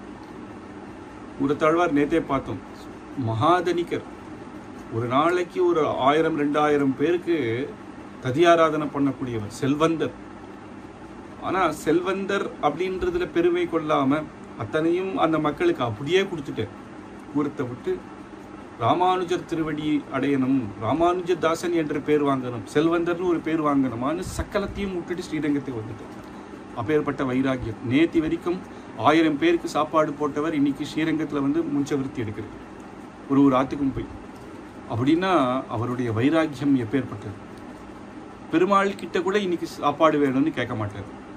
ஒரு நாள் கூரத்தாழ்வார் கிரந்தங்கள் அப்படியே பாஷைக்காரர் பண்ண அந்த கிரந்தங்கள் படிச்சுட்டே வருவேர் காத்தால. அதுக்கப்புறம் திருவாராதனம் பண்ணுறதுக்கு முன்னாடி உஞ்சவிருத்தி எடுத்து அங்கே வர வர அரிசி பருப்பெல்லாம் கொண்டு வந்து ஆத்துக்க அம்மங்காருக்கு கொடுத்து அவள் தளிகை பண்ணுவா. அதுக்கப்புறம் பெருமாளுக்கு திருவாராதனம் பண்ணி அம்சை பண்ணணும். அந்த பிரசாதத்தை தான் அவர் சாப்பிடுவார். அன்னைக்கு ஒரு நாள் மறந்துட்டேறான். அப்படியே அந்த கிரந்தத்தில் ஈடுபட்டு அப்படியே மறந்துட்டே சமயம் ஆயிடுச்சு. ஏன்னா மாத்தியானிக்க காலத்துக்கு அப்புறம் உஞ்சவருத்திக்கு போகக்கூடாது. அவாவாத்தில் திருவாராதனம் ஆயிடும் இல்லையா, அதனால போகிறதுக்கு இல்லை. அதனால் அன்றைக்கே மறந்துட்டேன். சரி இதுதான் பகவத் சங்கல்பமோ அப்படின்னு திருவாராதனம் மட்டும் பண்ணி தீர்த்த பிரசாதத்தையே துளசியும் எடுத்துட்டு திருப்பியும் போய் அந்த கிரந்தத்தில் அனுபவிக்க ஆரம்பிச்சுட்டேன். பெருமாளுக்கு ஸ்ரீரங்க ரங்கநாதனுக்கு மத்தியானம் உச்சி காலத்தில் அங்கே திருவாராதனம் நடக்கிறது, பிரசாதம் அம்சை பண்ணுறான். அப்போ கூரத்தாழ்வாருடைய மனைவியான ஆண்டாளம்மார் அப்படி அந்த மணி சத்தம் கேட்டவங்க குழந்தை இந்த அவர் அந்த அம்மாவுக்கு தான் பசியில் இருக்கேன்னு இல்லை, கூரத்தாழ்வார் இப்படி பசியில் இருக்கிறே அப்படின்னு. குழந்தைகள் பசியாக இருக்கச்சு அப்பா அம்மா சாப்பிடுவாளா? பெருமாள் அம்மா அப்பா தானே சர்வேஸ்வரன். அப்படின்னு மனசில் அப்படி நினச்சிட்டாலாம். உடனே பெருமாள் அர்ச்சகமுக்கேன ஆவேசமாய் அந்த பிரசாதத்தை உடனே அவர் ஸ்வீகரித்த பிரசாதத்தை சகல மரியாதையோடையும் கூரத்தாழ்வாருக்கு கொண்டு போய் கொடுக்கவும் அப்படின்னு சொல்ல அங்கே ஸ்ரீ வைஷ்ணவர்கள் அந்த பிரசாதத்தை எடுத்துட்டு கொடை மேளத்தாளத்தோட கூரத்தாழ்வார் சன்னதிக்கு வந்து கொடுக்குறார். அவரும் பெருமாள் பிரசாதம் ஒன்று சேவித்து வாங்கிக்கிறார் அன்றைக்கி அந்த பிரசாதம். அப்புறம் அவருக்கு தெரியுது ஏன் ரங்கநாதன் பிரசாதத்தை நமக்கு அனுப்பிச்சான், நம்ம ஒன்றும் கேட்கலையே. அப்போ கூட அந்த பசியில் கூட அவர் பெருமாளை கேட்கல, எனக்கு இந்த இன்னைக்கு சாப்பிட வேணும் அப்படின்னு அவர் கேட்கல. அப்போ அந்த அம்மா கிட்ட வந்து கேட்குறாரு, நீ ஏதாவது பிரார்த்தனை பண்ணியா அப்படிங்கும் பொழுது அப்போ சொல்கிறான், குழந்தைகள் பசியோடு இருக்குச்சு, அம்மா அப்பா சாப்பிடலாமான்னு நினச்சேன். அப்போ அவர் சொன்னார், அப்படி நினைக்க வேண்டிய அவசியமே இல்லை. அப்படி பெருமாள் உடவும் மாட்டார். நம்ம கர்ப்பவாசத்தில் இருக்கச்சு நமக்கு எப்படி சாப்பிடணும்னு தெரியுமா, இல்லை அம்மாவுக்கு தான் நம்மளை கர்ப்பவத்தில் இருக்கும்போது ஊட்ட தெரியுமா? அப்பயே பார்த்துட்ட சர்வேஸ்வரனுக்கு இப்போ நமக்கு என்ன பண்ணணும்னு தெரியாதா அப்படிங்கிறாம். அப்பேற்பட்ட வைராகிய நிதி அந்த பிரசாதத்தை 2 பேரும் சாப்பிட்டதுனால தான் ரங்கநாதனுடைய பிரசாதமாக அவருக்கு குமாரர்கள் பராசர பட்டர் வேதவியாச பட்டர்னு 2 குழந்தைகள் பிறந்தார். அப்பேற்பட்ட வேதவியாச பட்டருடைய பேரன் சுதர்சன சூரி. அப்போ அந்த வைராக்கியத்தை தான் அவர் விரும்புவார். பகவத்குணத்தை தவிர பாஷ்யக்காரருடைய அனுகிரகமான கிரந்தங்கள் விஷயங்களை தவிர வேற எதை அவர் விரும்ப போறார். அதனால இது எப்பயுமே நீடிக்கட்டும் அப்படின்னு சுவாமி தேசிகன் அப்படி இருந்தார். காஞ்சிபுரத்தில் ஒரு ராஜா அவரை வந்து ராஜசபைக்கு வர, அவருடைய ஞானத்தை பார்த்து அவருடைய பாண்டித்யத்தை பார்த்து ராஜசபைக்கு வர சொன்னார். ஆனால் வைராக்கிய பஞ்சகம்னு ஒரு ஸ்தோத்திரம் எழுதி அந்த கிரந்தத்தை அந்த பல்லக்கில் வச்சு அனுப்புறார் அவரை கூட்டின்னு வருது. ஏன்னா நாஸ்திரி பித்ரார்ஜிதம் கிஞ்சின்னமையா கிஞ்சிதார்ஜிதம் ஹஸ்திமே ஹஸ்தி சைலாகிரே வக்து பைத்தாமகம் தனம். எனக்கு பைத்தாமகமான தனம் பிரம்மா ஆராதித்த தேப்பெருமாள் இருக்கும் பொழுது வேற என்ன தனம் எனக்கு வேண்டியிருக்கு அப்படின்னு வைராக்கியமாக இருந்து அப்பேற்பட்ட ஆச்சாரியர்கள் இருந்திருக்கா. இன்னும் சொல்ல போனால் எத்தனையோ ஆச்சாரியர்கள். சுவாமி தேசிகனுடைய வைராக்கியம் எப்படின்னு பார்க்கறதுக்காக சில பேர் அவருடைய உஞ்சவிருத்தி அரிசியில் சில தங்கம் அரிசி மாதிரி பண்ணி போட்டாலாம். அதை அவர் கொண்டு பார்க்காம கொண்டு கொடுத்துட்டார். தேசிகருடைய தர்மபத்தினி அதை பார்த்துட்டு இது என்ன அப்படின்னு தேசிகர்கிட்ட காட்டும் பொழுது அவர் சொன்னாராம், இது புழு, அப்படியே தூர போட்டுரு. அது முதல்ல இங்கே ஏறும் அங்கே ஏறும், அப்புறம் நமக்கு நகையாக ஏறும், அப்புறம் நம்ம எங்கேயோ கொண்டு செருக்காக்கி விட்டுரும். இது இருந்தால் நமக்கு கஷ்டம், அது புழு போல தூக்கி போட்டுருங்க. அவர் சொன்னதுமே அந்த அம்மாவும் அப்படியே பண்ணாலும். அப்படி வைராக்கியமாக இருந்திருக்கார். அதே அந்த இப்பயும் எத்தனையோ ஆச்சாரியர்கள் சொல்லிகிட்டே போகலாம். வைராக்கியத்தில் பெருமாள் கோவில் சுவாமின்னு நாவல் பார்க்க ஆச்சாரியர் எழுந்தார். அவர் காஞ்சிபுரத்தில் உஞ்சவிருத்தி எடுத்து தான் இருந்தார். அங்கே வந்து பெரியவர்கள் அங்கே அவர் ஆற்றுல கொண்டு போய் துட்டு கொடுத்தா கூட வாங்கிக்க மாட்டார். அது சில பேர் என்ன பண்ணாராம், இவர் தனமாக கொடுத்தா வாங்கிக்க மாட்டார், அதனால் இவருக்கு ஒரு விருது கொடுக்கலாம் அப்படின்னு ஒரு விருது கொடுக்கலாம்னு அவள் ஆஹ்வானம் பண்ண கூப்பிட்டாலாம். ஆனால் அவர் சொன்னாராம், அடியேன் தாசன் அப்படின்ற ஒரு விருது எனக்கு இருக்கும் பொழுது வேற எந்த விருதும் அதை விட பெருசில்லை அப்படின்றாம். அப்பேற்பட்ட வைராக்கிய நிதியாக இருந்து ஐயா சுவாமி இருந்தார். நாவல் பாக்கத்திலிருந்து அந்த ஊரை தவிர விட்டு எங்கேயுமே வரல. அப்படி பெரும் அனுஷ்டானமே இதுவாக இருந்து எத்தனையோ பேர்களுக்கு காலக்ஷேபம் சொல்லி கொடுத்துருக்கேன். பரவாக்கோட்டை சுவாமி இப்போ நம்ம சேவிச்சிருப்போம். சமீப காலத்திலேயே ஆச்சாரியர் 100 திருநட்சத்திரம் எழுந்தருளின ஆச்சாரியர் ஒருத்தர் வந்து அவருக்கு அந்த காலத்திலேயே 10 லட்சம் ரூபாய் அப்போ கொடுத்தாலாம், கொண்டு வந்து கொடுத்தாலாம். உங்களை பற்றி நான் கேள்விப்பட்டேன் சுவாமின்னு. அவர் பேண்ட் ஷர்ட் போட்டுன்னு வந்தார். சுவாமி, ஒரு கிரகஸ்தராக இருக்கிறே, இப்படி வரலாமா ஆச்சாரியன் சேவைக்கு, வேஷ்டி கட்டிட்டு வரும் அப்படின்னு. வேஷ்டி கட்டும் போது சாதா வேஷ்டி, கல்யாணம் ஆகிடுச்சு இல்லையா, அதனால பஞ்சகச்சை கட்டிட்டு வரும் நேரம். அப்படி வந்தேராம். என்ன இது அப்படின்னார். இந்த மாதிரி துட்டு. உடனே அவர் கேட்டாராம், நீ சந்தியாவந்தனம் பண்ணுவேரா அப்படி. அதுக்கு அவர் சொன்னாராம், இல்லை சுவாமி, நான் நல்ல உத்தியோகத்தில் இருக்கேன், ஏதோ என்னால் முடிஞ்சதுக்கு சனி ஞாயிறு பண்ணுவேன் அப்படின்னு. இந்த துட்டு வேணா எடுத்துன்னு போயிடும் அப்படின்ட்டு. ஏன்னா அப்படி அனுஷ்டானத்தில் இல்லாதவாக்கிட்ட துட்டு வாங்கி நம்ம என்ன பண்ணுறது? இந்த துட்டு எதுக்குன்னா அவர் தேசிகன் சன்னதிக்கு தான், உற்சவத்துக்கு தான் உபயோகப்படுத்த போகிறார். இருந்தால் கூட எங்கள் தேசிகனே இதை ஏற்றுக்க மாட்டேர் சுவாமி, அனுஷ்டானம் பண்ணாதவாக்கிட்ட பண்ணி. அது எப்படி அவர் காலத்திலே அவர் வைராக்கியமாக இருக்கிறார் அப்படி. அப்பேற்பட்ட எத்திகள்லாம் இருந்திருக்கா. அதனால் அந்த வைராக்கியத்தையே இங்கே சுதர்சன சூரிகளும் பிரார்த்திக்கிறேன். 4வது ஸ்லோகம். யதாபராதன சூரி சுர்மே பக்தேஷு பகவத்யபி ததா லக்ஷ்மண யோகீந்திர யாவத்தேஹம் பிரவர்த்தய அப்படின்னு அபராதங்கள் இது வந்து சரணாகதிக்கு அப்புறம். சரணாகதி பண்ணால் பூர்வ ஜன்மம் அந்த பாப்பங்கள் அத்தனையும் இன்றைய பரியந்தம் போய்டுறது. ஆனால் அதுக்கப்புறமும் பாவம் பண்ணுறோம். அதனால் எல்லா அபராதத்தையும் நீர் போக்கணும். பக்தேஷு பாகவத்யபி, முக்கியமாக பக்தர்களிடையும் பாகவத அபச்சாரம் பண்ணவே கூடாது. சுவாமி பாஷ்யக்காரர் கத்தியத்திலே சொல்கிறார், சக்கிய அபச்சாரம், பாகவத அபச்சாரம் அப்படின்னு ஒவ்வொரு அபச்சாரங்கள் என்னென்ன இருக்கோ அத்தனையும் விஸ்தாரமாக சொல்லி அது அத்தனையும் போக்க வேண்டும் அப்படின்னு வேண்டிக்கிறது. இது வரைக்கும் பண்ண பாப்பம், இப்போ பண்ணிட்டு இருக்க பாப்பம், இனிமேல் பண்ண போகிற பாப்பம் எல்லாத்தையுமே நீர் எடுத்துணும். இனிமேல் பண்ண போகிற பாப்பம்னா அந்த பாப்பங்களை பண்ண விடாத நீர் தடுக்கணும். அதில் புத்தி போகக்கூடாது எங்களுக்கு அப்படி. பாகவத அபச்சாரம் ரொம்ப பெரிய அபச்சாரம். அம்பரீஷ சரித்திரத்திலேயே நம்ம பார்த்துருக்கோம். துர்வாசர் அம்பரீஷருடைய அந்த விரதம், ஏகாதசி விரதம் இருந்து துவாதசிக்கு ஒரு பெரியோர் நம்ம கிரகத்துக்கு வந்திருக்கேர் அப்படின்னு, இன்னைக்கு ததியாராதனைக்கு நீர் ஏழணும் அப்படின்னு அவர் சாப்பிட்டவுன்னு அவருடைய சேஷத்தை தான் எடுத்துக்கணும் அப்படின்னு நினைச்சிருந்தார் அம்பரீஷன். ஆனால் அவர் வரத்துக்கு சமயம் ஆயிடுத்து. ஆனால் இவருடைய துவாதசி விரதம் எங்கே போயிடுமோ அப்படின்னு என்ன பண்ணலாம் அப்படின்னு பெரியோர்கள் கிட்ட கேட்கும் பொழுது, பெருமாள் தீர்த்தம் எடுத்துட்டாலே துவாதசி பார்ன ஆனா மாறி அப்படின்னு, அதுக்கப்புறம் அவர் வந்தவுடனே பிரசாதம் அவருக்கு சமர்ப்பிக்கலாம் அப்படின்னு சொன்ன உடனே தீர்த்தம் எடுத்துட்டாராம். அது தெரிஞ்ச உடனே அவர் தலையில் ஜட்டையிலேருந்து ஒன்று இதை எடுத்தார். அது பூத்தம் மாதிரி ஒன்று கிளம்பித்து. ஆனால் பெருமாளே அம்பரீஷருடைய பக்திக்கு தன்னுடைய சக்கரத்தை கொடுத்துருந்தாராம். அந்த சக்கரத்துக்கு தான் சக்கரத்தாழ்வாருக்கு திருவாராதனம் பண்ணக்கூடியவர். இவர் என்ன காப்பாத்துன்னு சொல்லலை, ஆனால் சக்கரம் தானாகவே பிரயோகமாயிட்டான். அந்த துர்வாசர் இங்கேயும் அங்கேயும் போகிற பிரம்மலோகம் கைலாசம் எங்கே போனாலும் அவள்லாம் சுவாமி இங்கே வராதியும் அது எங்களையும் அழிச்சிடும், நீ இங்கேருந்து போயிடும் அப்படின்னாலும். யார் இதை பிரயோகம் பண்ணாலும் அங்கேயே போருங்க. இன்னும் ஸ்ரீமன் நாராயணன் கிட்ட திருப்பார்கடலில் போனால் அவர் சொன்னாராம், நான் பிரயோகம் பண்ணியிருந்தால் நான் திருப்பி எடுத்துட்டேன் சுவாமி, அது தானாக பிரயோகம் ஆயிடுது, இதுக்கு காரணம் என்ன அப்படின்னு அம்பரீஷன் கிட்ட பண்ண அபச்சாரம். அப்போ அவர் தான் உண்மை காப்பாற்றணும் அப்படின்னு ஒன்று அம்பரீஷன் கிட்டேயே வந்து திருப்பியும் சரணமடைகிறேர் அப்படின்னு அம்பரீஷன் பெருமாள் கிட்ட பிரார்த்தனை பண்ணிக்கிறேர். என்னுடைய விரதம் சத்தியமானால் நீர் அவரை விட்டுடணும், அவர் என்னுடைய அதிதி, அவர் பண்ணதை நீர் மறந்துடணும் அப்படின்னு சொல்ல சக்கரம் தானா போய் யதாஸ்தானம் பெருமாள் சதர்சனர் எழுதிட்டேர் அப்படின்னு அவரை ஒன்றும் பண்ணலை. அப்படி அவர் அந்த ரிஷி என்னன்னா அந்த அம்பரீஷருடைய பக்தியை காட்டுறது. பாகவத அபச்சாரத்தை பெருமாள் ஒத்துக்கவே மாட்டார். எப்பேர் துர்வாசரும் பெரிய மகரிஷி தான், ஆனால் பாகவத அபச்சாரத்தை என்றைக்குமே ஒத்துக்க மாட்டார். ராவணன் எவ்வளவோ பாவம் பண்ணான், ஆனால் ஹனுமார்கிட்டப்பட்ட பாப்பம் நெருப்பேத்தினா உடனே லங்கையே அழிஞ்சுது. அதனால பாகவத அபச்சாரம் பெருமாளுக்கு என்றைக்குமே அது ஒத்துக்க மாட்டேன். அந்த பாப்பம் சில சமயம் அந்த பாகவத்தாலே ரொம்ப கஷ்டப்பட்டு இவன் எனக்கு இப்படி பண்ணிட்டானேன்னு நினச்சா நம்ம பண்ண சரணாகதி கூட சில வாட்டி இதுவாயிடும். அதனால பாகவத அபச்சாரம் பண்ணவே கூடாது. அதனால பக்தேஷு பாகவத்யபி, பாகவத அபச்சாரம் என்னன்னா பகவானுக்கு ஏதாவது அபச்சாரம் பண்ணால் பாகவதா என்ன நினச்சிக்கிறான்னா அதை கஷ்டமாக நினச்சிக்கிறான். பாகவதாளுக்கு அபச்சாரம் பண்ணால் பகவான் கஷ்டமாக நினச்சிக்கிறார்.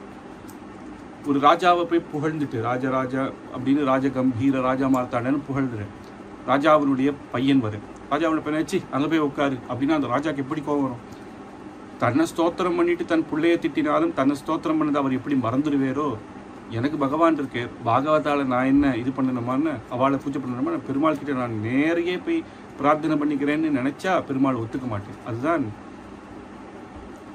ராஜபுத்திர நியாயம் அப்படின்னு சொல்லுவார்.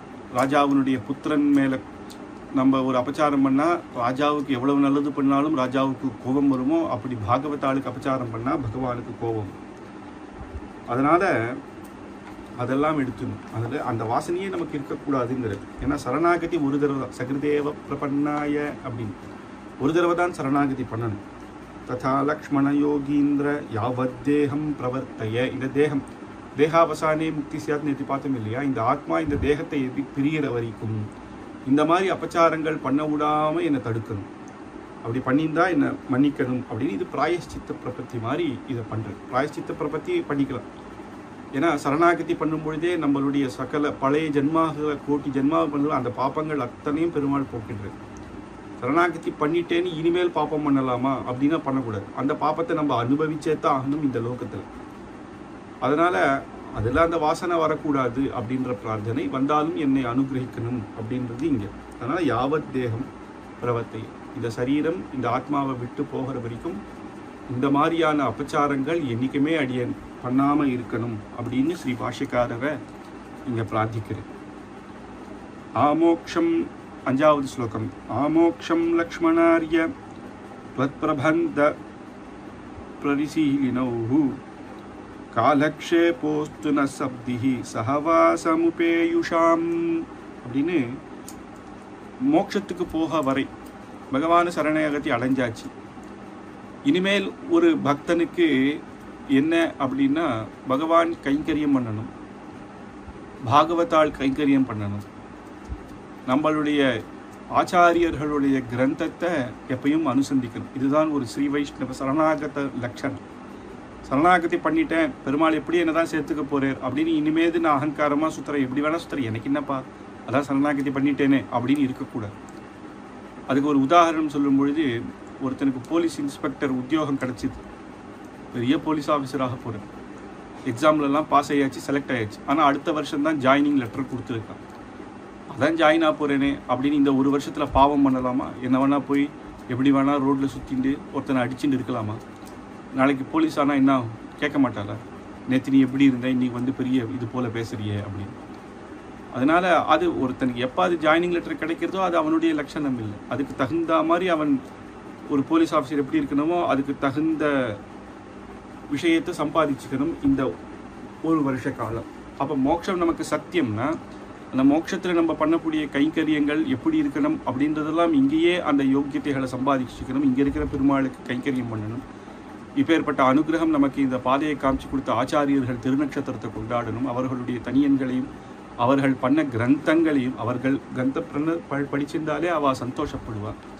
அப்படி இருக்கணும்.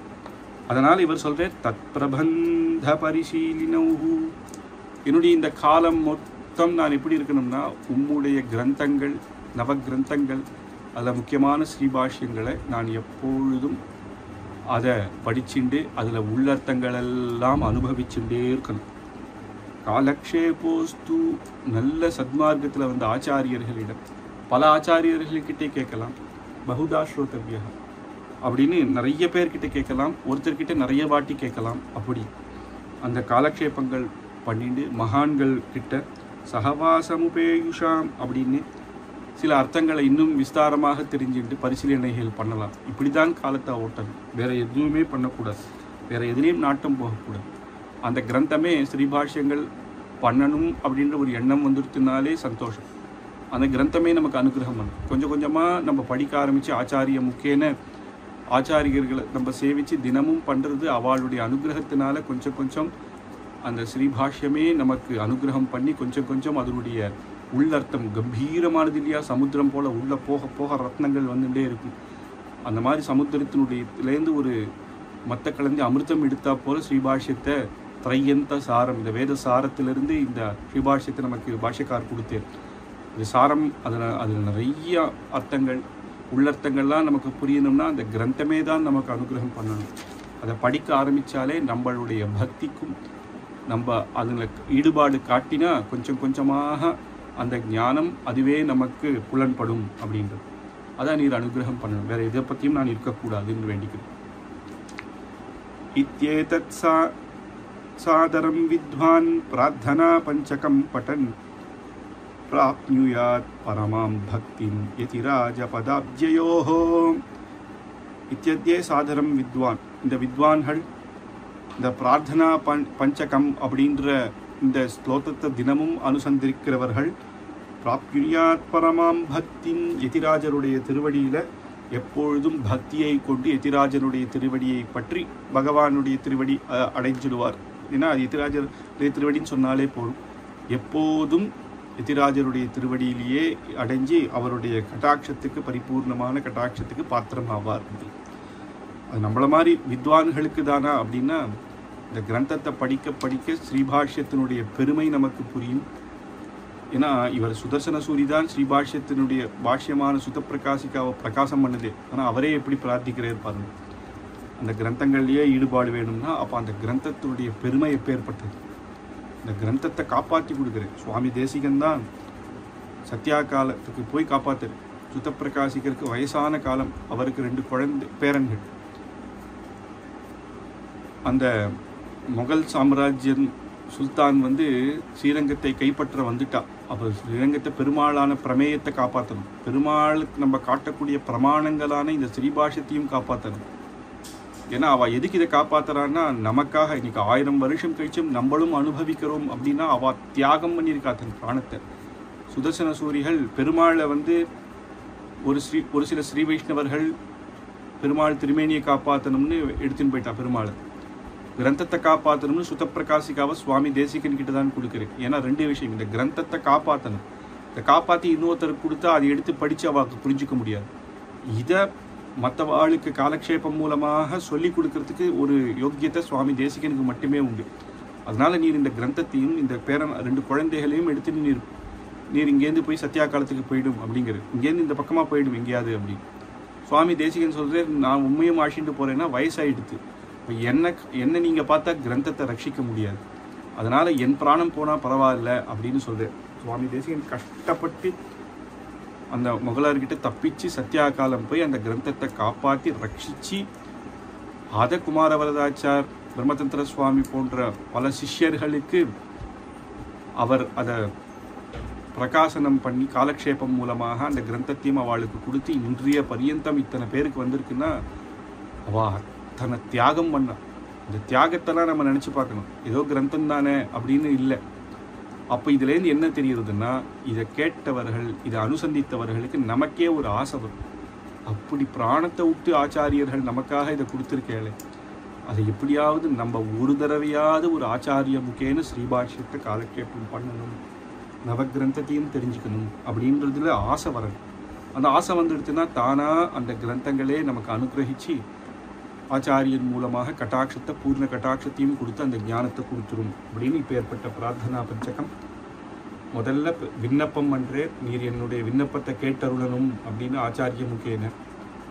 2வதுல சகல பாபங்களை போக்கி உம்மிடத்தில் ஈடுபாடு வரணும் அப்படிங்கிறது. 3வது ஸ்லோகத்தில் 3வதாக இந்த மாதிரி லோக சுகத்தை விட்டுட்டு வைராக்கியம் வேணும் அப்படிங்கிறது.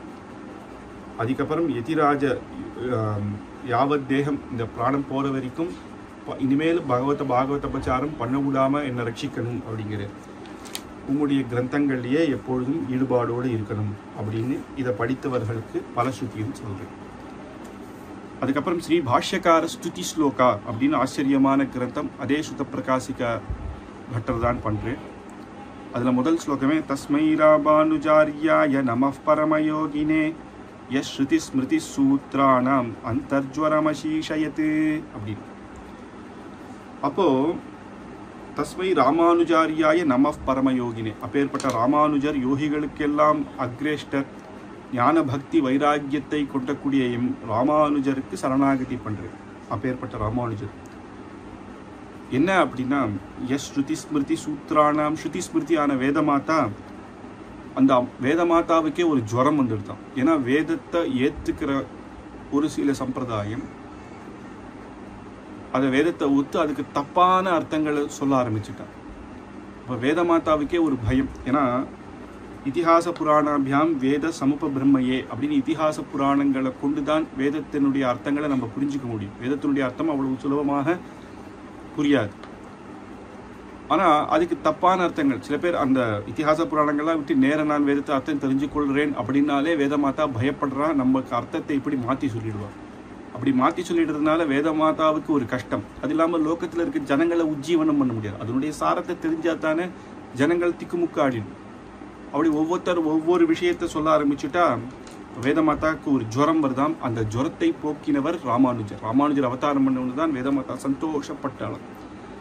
இவர் தான் பாஷ்யம் பண்ணி அந்த வேதத்துக்கு எது உண்மையான பொருளோ, வேதவியாசர் பிரம்மசூத்திரம் பண்ணும் பொழுது அவருடைய ஹிருதயத்தில் என்ன இருந்ததோ அதை இந்த லோகத்துக்கு தரு.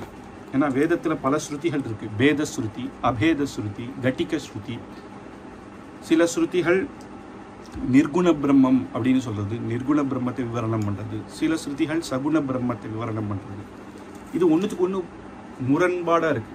வேதம்னா அப்போ பகவானான பரமாத்மாவுக்கும் நம்ம ஆத்மாவுக்கும் பேதம் இருக்கு. இது வேற அது வேற. ஜீவாத்மா அவர் பரமாத்மா. அபேத ஸ்ருதியில பேதமே இல்லை. ஏகமேவா த்விதீயம், அவன் ஒருத்தனே, எல்லாம் பரபிரம்மஸ்வரூபம் அப்படின்னு சொல்லக்கூடிய. இப்போ அத்வைத மதம் அபேத ஸ்ருதியை மட்டும் எடுத்துட்டு மற்ற ஸ்ருதிகளை விட்டுட்டு அவ வியாக்கியானம் பண்ணி அவளுடைய மதத்தை ஸ்தாபனம் பண்ணிட்டான். அப்போ துவைத்த மதமானது பேதத்தை மட்டும் எடுத்துண்டு மத்வ மட்டும் பேதம். அப்போ பகவானுக்கும் நமக்கும் பேதம் உண்டு. அப்போ அதை எடுத்துட்டு பேதம் அப்படின்னு சொல்லிட்டான். ஆனால் வேதத்தில் ரெண்டுமே இருக்கே, அப்போ எது எடுத்துக்கிறது அப்படின்னா கட்டிக ஸ்ருதி தெரிஞ்சாதான் அது மூலமாக இதை சமன்வயப்படுத்துது. எப்போ பேதம் சொல்லணும், எப்போ அபேதம் சொல்லணும். பிரணய காலத்தில் பகவான் எல்லாத்தையும் தன் வயிற்றில் வச்சுக்கிறான். ஏகஹான்னு அவன் ஒருத்தனே இருக்கான். அப்புறம் சோகாமயத்தைன்னு அப்புறம் பிரளய காலத்துக்கு அப்புறம் தாயார் பிரேரணை பண்ணி சிருஷ்டி பண்ணுறான். நமக்கும் அவனுக்கும் பேதம் உண்டு. நம்ம மதத்தில் பேதம் உண்டு. அவன் ஜீவாத்மா பரமாத்மா. ஆனால் அபேதமா என்னன்னா அவனுடைய சரீரம் தான் நம்பும். அப்போ இந்த யாவத் பிரபஞ்சமும் இந்த ஜீவாத்மாக்களும் பகவானுடைய சரீரம் அப்படி அதை காட்டக்கூடியது. அதனால இதை சமன்வயப்படுத்துறது. ஒவ்வொன்றும் முரண்பாடு இருந்தாலும் அதை எப்படி அர்த்தம் சொல்லணும். வேதத்தில் ஒரு பகுதி தான் எடுத்துப்ப ஒரு பகுதி எடுத்துக்க முடியாதுன்னு சொல்ல முடியாது. வேதம் அனைத்துமே பிரமாணம் தான். அதே மாதிரி நிர்குண பிரம்மம், அப்போ குணமே இல்லாத பிரம்மம் அப்படின்னு ஒரு இடத்துல வரும். அதுக்கு பாஷ்யக்காரர் எப்படி வியாக்கியானம் பண்றதுன்னா, நிர்குணம் அப்படின்னா தோஷமான குணங்கள் எதுவுமே இல்லை, அனாத்ம குணம். பகவானுக்கு தோஷம், பரபிரம்மத்துக்கு தோஷம் அப்படின்ற சொல்லக்கூடிய ஒரு குணமும் கிடையாது. ஆனா சகல கல்யாண குணம், நல்ல குணங்கள் அனைத்தும், ஆத்ம குணம் அனைத்தும் உடையவர். சகல கல்யாண குணம் நம்ம ஏற்கனவே பார்த்தோம் இல்லையா? ஐஸ்வர்யம், வீரியம், தேஜஸ், சக்தி, தயா, இதெல்லாம் அனைத்தும் அனவத்திக்கு அதிசயமாக பூர்ணமாக இருக்கக்கூடியவர் பிரம்மன். அப்போ சகுணஸ்ருதி எடுக்கும் பொழுது ஆத்ம குணங்கள், நல்ல குணங்கள், சகுணங்கள் அத்தனையும் அவருக்கு இருக்கு அப்படின்னு பார்க்குறோம். அனந்த கல்யாண குணநிதி திவ்ய ரூபா அப்படின்னு பாஷ்யக்கார கத்தியத்திரத்தில் சொல்றோம். நிர்குணஸ்ருதி எடுக்கும் பொழுது தப்பான எந்த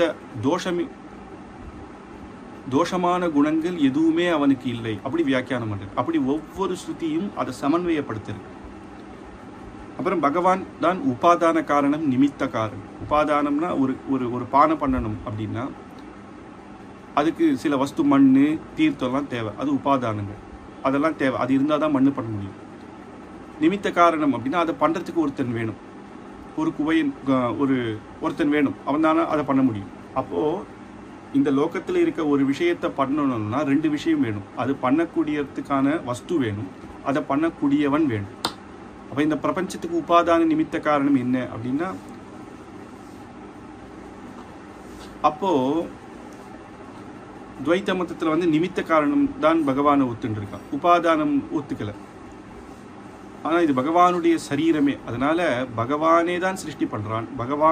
பகவானே அவனுடைய சரீரம் தான் இது. அவனை வைத்தே தான் இந்த பிரபஞ்சம். வேற ஒரு வஸ்து வச்சு அவன் பண்ணலை.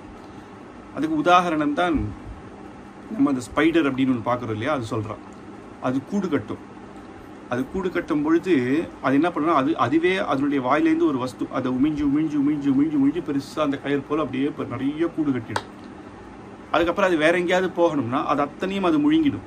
அதுக்கப்புறம் இன்னொரு இடத்துக்கு போய் திருப்பியும் கொஞ்சம் கொஞ்சமாக அது கட்டி அதுவே பண்ணும். அது வேற ஒரு வஸ்துவை எடுத்துட்டு பண்ணல. இப்போ எறும்புன்னா அது மண்ணெல்லாம் எடுத்துன்னு அது கூடு கட்டும். ஆனால் இது தன்னுடைய வாயிலேயே வர அந்த வஸ்து வச்சே பண்ணுறது. அப்போ தன்னுடைய சரீரத்தினாலேயே அது அந்த கூடை கட்டிக்கிறது, தானே கட்டிக்கிறது. இதுதான் அதுக்கு உதாரணம். அப்படிதான் சர்வேஸ்வரன் தன்னுடைய சரீரத்தை வைத்தே இந்த பிரபஞ்சம் அனைத்தும் அவனுடைய சரீரமே. அதனால அவனே நிமித்த காரணமாகவும் உபாதான காரணமாக இருக்கான். இப்படி அத்தனை ஸ்ருதிக்கும் அழகாக, ஏன்னா ஒவ்வொன்றும் முரண்பாடா சொல்றது இல்லையா? அப்போ ஒரு அழகான ஒரு சுவாமி தேசிகனும் சொல்றேன், சைரந்திரிகா, ராமானுஜர் சைரந்திரிகான்ற வேதமாதா மகாராணி. அவருடைய பர்த்தா யாரு? சாட்சாத் பகவான். வேதத்துல பிரதிபாத்தியமானவன் சாட்சாத் பகவான். ராஜா, இவள் ராணி. ராஜா முன்னாடி ராணி வரணும்னா எப்படி அலங்காரம் பண்ணணும்? அப்போ மற்றவாள்லாம் என்ன பண்ணுறான்னா ஒரு சிக்கு எடுக்கணும். அழகாக ஒவ்வொரு பக்கம் ஒரு முடி எடுத்து சிக்கெடுத்து அதை அழகாக சமன்வயப்படுத்தி பின்னணும். அதுக்கு மேலே அலங்காரம் பண்ணணும். இவா என்ன பண்ணுறா, ஒரு ஸ்ருதியை மட்டும் எடுத்து அவள் வியாக்கியானம் பண்ணிட்டு போயிட்டா மொத்தம் சிக்காயிடுச்சு. அப்போ பாஷ்யக்காரரானவர் தான் வேதமாதாவுக்கு அழகாக ஒவ்வொரு சிக்கையும் எடுத்து பேதம் அபேதம் அதை எப்படி கட்டிகை ஸ்ருதி மூலமாக அதை சொல்லணும், எப்படி சகுனம், எப்படி நிர்குணம், அந்த நிர்குணம்ன்றது தோஷம் உரித்தான குணம் இல்லை அப்படின்னும் குணமே இல்லைன்னு கிடையாது அப்படின்னு எல்லாம் அழகாக அதை சமன்வயப்படுத்தி அந்த ராணிக்கு அழகாக வேத மாதாவுக்கு ஒரு அலங்காரம் பண்ணி பின்னி ஜட பின்னி அழகாக அலங்காரம் பண்ணி பூஷணம் சாத்தி அந்த பெருமாள் முன்னாடி நிற்க வச்சார் சைரந்திரிகா அப்படின்னு சொல்லுவோம்.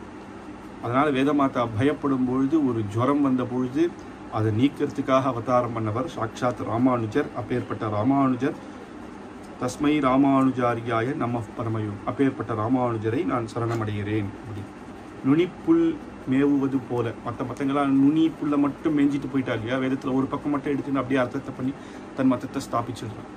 ஆனால் உள்ளர்த்தங்கள் எல்லாம் எடுத்தது சாட்சாத் ஸ்ரீ பாஷ்யக்காரர் தான் அப்படின்னு இந்த அழகாக இந்த விஷயத்தை இங்கே ஸ்ரீ சுதர்சன சூரிகள் மங்களாசாசனம் பண்ணுறது. அடுத்த ஸ்லோகத்தில் பிரபத்யே பிரணவாகாரம் பாஷ்யம் ரங்கமிவாபரம் பரஸ்ய பிரம்மணோ யத்ர சேஷித்வம் ஸ்புடமீக்ஷ்யதே. பிரபத்யே பிரணவாகாரம், பிரணவாகாரம் அப்படின்ற ஸ்ரீ ரங்கநாத விமானம். ரங்கநாதன் எப்படி ஸ்வயம் வியக்தமோ விமானமும் ஸ்வயம் வியக்தம். திருப்பார்கடல்லேருந்து தேவர்கள்லாம் பிரார்த்தனை பண்ணும் பொழுது அர்ச்சாரூபமாக பெருமாள் மூலவர் உற்சவர் அந்த ரங்கம் விமானம், அந்த பிரணவாகார விமானம்னு பேர். அதுக்கு அந்த விமானத்தோடு தான் முதல்ல தோன்றார். அதுக்கப்புறம் பிரம்மலோகத்தில் இருந்தேர், அயோத்தியில் இருந்தேர், அங்கேருந்து ஸ்ரீரங்கத்துக்கு எழுதினார். அதனால பிரணவாகாரமும் ரங்கநாதனும் பிரிக்கவே இல்லை முதல்லேருந்தே. அப்பேற்பட்ட பிரணவாகாரத்துக்கும் ஸ்ரீ பாஷ்யக்காரருடைய பாஷ்யத்துக்கும் பிரபத்தியே அப்படிங்கிறது. இது ரெண்டுத்துக்கும் என்ன ஒற்றுமை அப்படின்னா, அது நம்மளுடைய சேஷித்துவத்தை காட்டுறது. நம்ம எல்லாரும் பகவானுக்கு கைங்கரியம் பண்ணணும், அவன் ஒருத்தனே சேஷி அப்படின்னு. பிரணவம் அப்படின்னு நம்ம வேதத்தை ஆரம்பிக்கச்சையும் வேதத்தை முடிக்கச்சையும் ஹரிஹி ஓம் அப்படின்னு சொல்லி தான் ஆரம்பிப்போம். பிரணவத்தை சொல்லாமல் ஆரம்பிக்கிறது இல்லை, முடிக்கச்சையும். சாட்சாத் அந்த பிரணவத்தில் சொல்லப்பட்ட பரபிரம்மம் ஹரிஹி அப்படின்றதுடைய ஒரு அர்த்தம் வருது. பிரணவத்தினுடைய பல அர்த்தம். அதை பிரணவத்தை பிரிக்கும் பொழுது அகார உக்காரம் மகாரம் அப்படின்னு சொல்லுவார். அது சொல்லும் பொழுது என்னன்னா அதை காலக்ஷேப ரீதியாக தெரிஞ்சுக்கணும். அதை மேலோட்டமாக பார்த்தா என்னன்னா, இந்த ஜீவாத்மா அவன் அந்த பரமாத்மாவுக்கு அந்த ஜீவாத்மா குணம் என்னன்னா பரமாத்மாவுக்கு கைங்கரியம் பண்ணவே இருக்கான், தாசபூதன், அவனே சேஷி. அவன் அப்படின்னா ஸ்ரீயப்பத்தியான பகவான் தான், பெருமாளும் தாயார். அவனை சரணமடைஞ்சி இகத்திலையும் பரத்திலையும் அவன் எப்பயுமே பகவானுக்கு தாசியனாக இருக்கணும் அப்படின்றது, கைங்கரியம் பண்ணிகிட்டே இருக்கணும் அப்படின்றத. அதனால அந்த பிரணவம் அந்த மாதிரியா அந்த விமானம் பிரணவம் போல இருக்கும் சிம்பல். அப்போ அங்கே என்ன காட்டுறதுன்னா, அந்த விமானத்துக்கு கீழே இருக்கிறவன் தான் சையேகா, அவன்தான் பரபிரம்மஸ்வரூபன். யோக நித்ரையில் இருக்கக்கூடிய பழைய காலத்தில் யோக நித்ரையில் எல்லா ஜீவர்களையும் தன்னுடைய வயிற்றில் வைத்து காப்பாற்றி திரும்பியும் சிருஷ்டி பண்ணி அவர்களுக்கெல்லாம் அனுகிரகம் பண்ணக்கூடியவன் அப்படின்றது இவனையே சரணமடையத்தக்கவன், இவனே பிரபஞ்சம் அனைத்து பேருக்கும் சேஷி. நம்மளை சிருஷ்டிச்ச பிரம்மாவையே சிருஷ்டிச்சவன் இவர் மூலமாகத்தான், இவருடைய பலத்தினால்தான், இவருடைய வேதத்தை உபதேசம் பண்ண அனுகிரகத்தினால தான் பிரம்மா மேற்கொண்டு சிருஷ்டியை பண்ணுறேன். மூல சிருஷ்டியை சாட்சாத் பகவானே தான் பண்ணுறேன். அதனால் இவன் தான் என் அடியில் இருக்கக்கூடியவன் தான், அவனை சேஷி, நீங்கள் எல்லாரும் அவனை சரணமடையணும் அப்படின்றத காட்டுறது பிரணவக்கார விமானம். அதுதான் ஸ்ரீபாஷ்யம் விஸ்தாரமாக சொல்கிறது. ஆரம்பத்தில் அகில புவன ஜன்மன் அகாரத்தில் ஆரம்பித்து முடியச்ச இதி சர்வம் சமக்யம் அப்படின்னு சமக்யம் அப்படின்னு உக்காரம் மகாரத்தோட முடியறது இல்லையா. அப்போ இதனுடைய பாஷ்யத்தினுடைய முக்கிய காரணமே என்னென்னா, ஜீவாத்மா பிரம்மாதி ஸ்தம்ப பரியந்தம் ஜெகதந்தர் வியவஸ்திதாக பிராணின கர்மஜனிதா சம்சாராவசம். இந்த சம்சாரத்தில் இருக்கக்கூடிய அனைத்து ஜீவன்களும் சேஷன், பகவானுக்கு சேஷன், அவனே சேஷி. இந்த ஜீவாத்மா, இந்த சரீரமும் இந்த ஆத்மாவும் சித் அச்சித்தும் பகவான ஆதாரப்படிதான் இருக்கு. இந்த ஜகத் அனைத்தும் பகவானுடைய சரீரம்.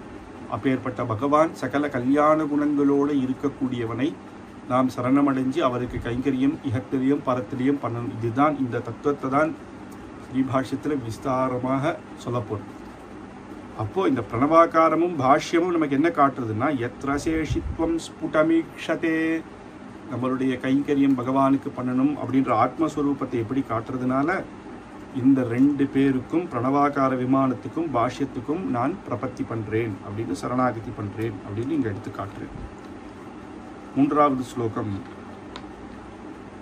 அவிஸ்திருதாசு கம்பீராः ராமானுஜமுனேர்கிரः தர்சயந்து பிரசாதேன ஸ்வம் பாவம் அகிலம் திருடம் அப்படின்னு ராமானுஜருடைய அந்த ஸ்ரீபாஷ்யமான கிரந்தம் மகா கம்பீரமானது. சமுத்திரம் போல ஆழம்.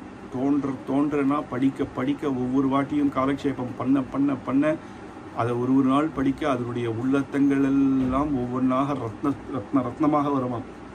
அப்படி ஆழமான கருத்தை உடையது, சுவாரஸ்யமானது, திருடமானது. அப்படி பகவானுடைய சகல குணங்களையும் காட்டக்கூடியது. தர்சயந்து பிரசாதேன.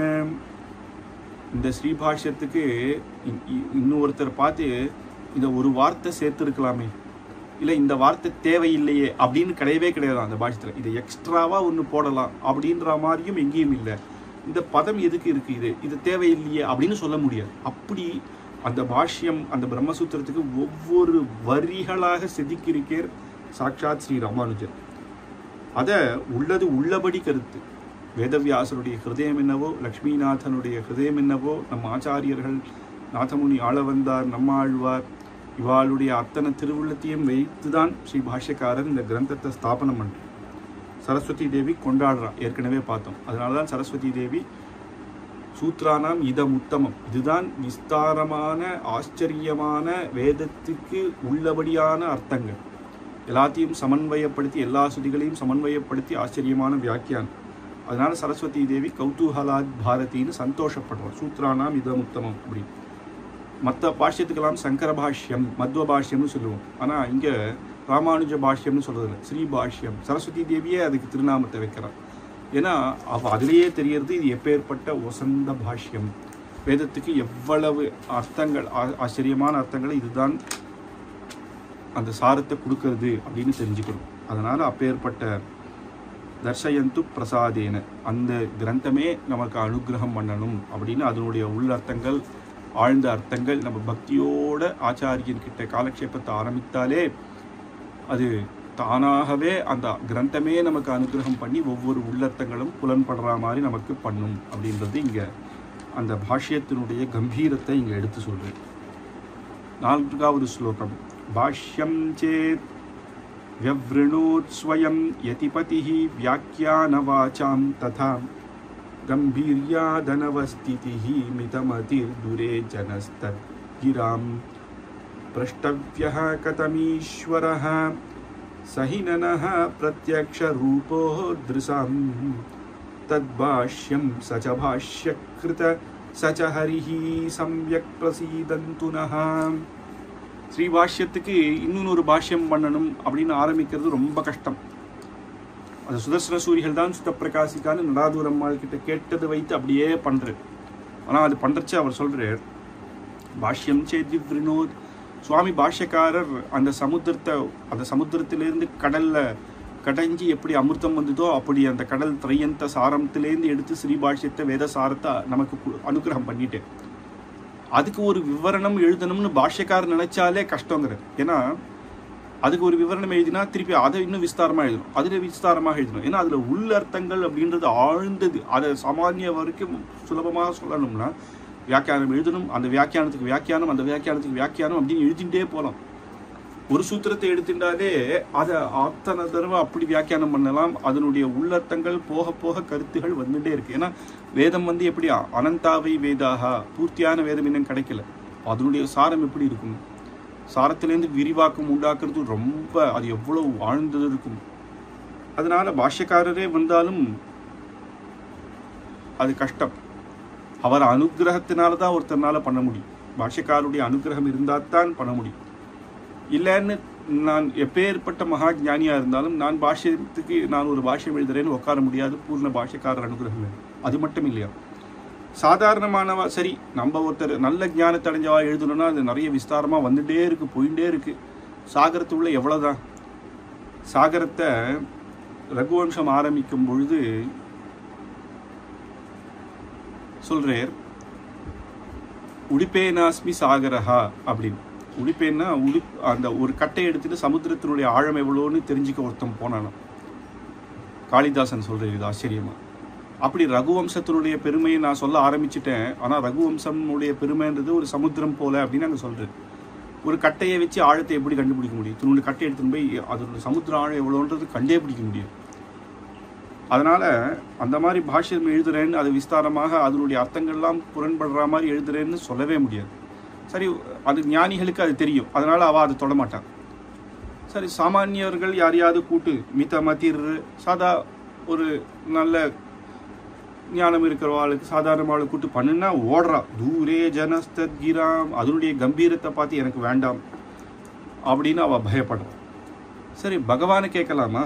பிரஷ்டவ்ய கதிமீஸ்வரஹா சஹினனஹா பிரத்யக்ஷ ரூபோத்ருசா. அவர் பிரத்யட்சமாக என்னைக்கு சேவிக்க முடியும்? அவரை சேவிக்கவே பல தபஸுகள் பண்ணணும். அவரை சேவித்து அவரை பண்ண வைக்க முடியுமானா கஷ்டம். ஆனால் அவர் சொல்கிறார், இப்போ ஏற்பட்ட பாஷ்யமே அனுகிரகம் பண்ணி, பாஷ்யக்காரரும் அனுகிரகம் பண்ணி, பெருமாளும் அனுகிரகம் பண்ணிட்டேர்னா அதில் சாதிக்கலாம். அதனால் அந்த பலத்தை கொண்டு பெருமாளுடைய அனுகிரகமும் பாஷ்யக்காரருடைய அனுகிரகமும் அவர் பண்ண ஸ்ரீபாஷ்யம், அந்த பாஷ்யமே அனுகிரகம், அதை பண்ண அனுகிரகம், 3 அனுகிரகத்தினால நான் இந்த வியாக்கியானத்தை சுதப்பிரகாசிகாவை எழுதுறேன் அப்படின்னு.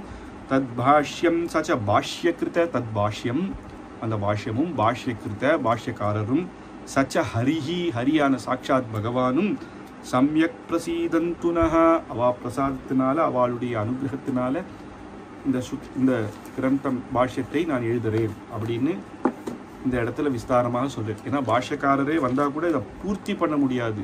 அதை தான் முதல்ல சொல்ல, பண்ண முடியாதுன்னு இல்லை, அவ்வளோ பண்ணாலும் எப்படி நம்ம படிக்கிறது? ஸ்ரீபாஷ்யமே அழகாக பாஷ்யக்கார் பண்ணது. ஏன்னா போக போக மனுஷர்கள் அதிகம் படிக்க முடியாதுன்றதுனால பாஷ்யத்துக்கே 3 விதமான பிரம்மசூத்திரத்துக்கு பாஷ்யம் உண்டு. ஒன்று சாரம், அப்புறம் தீபம், அப்புறம் ஸ்ரீபாஷ்யம். அப்போ அந்த சாரத்தில் வேதாந்த சாரம், வேதாந்த தீபம். சாரத்தில் சாரமாக ஒரு சூத்திரத்துக்கு அழகாக சொல்லிடுறது. அதை இன்னும் கொஞ்சம் விஷயங்கள் நிறைய தெரிஞ்சுக்கணும்னு நினைக்கிறவா தீபம், விஸ்தாரமாக தெரிஞ்சுக்கணும்னு நினைக்கிறவா ஸ்ரீபாஷ்யம்.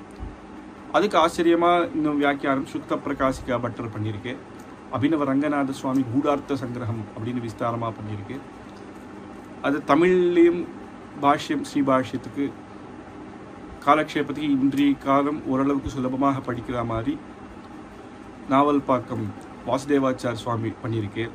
அப்படி நிறைய பேர் விஸ்தாரமாக அந்த கிரந்தங்கள் எடுத்து பண்ணியிருக்கா. ஆனால் அதுக்கு முதல் சுத்தப்பிரகாசிகா பட்டர் தான் அந்த பிரகாசனம் பண்ண.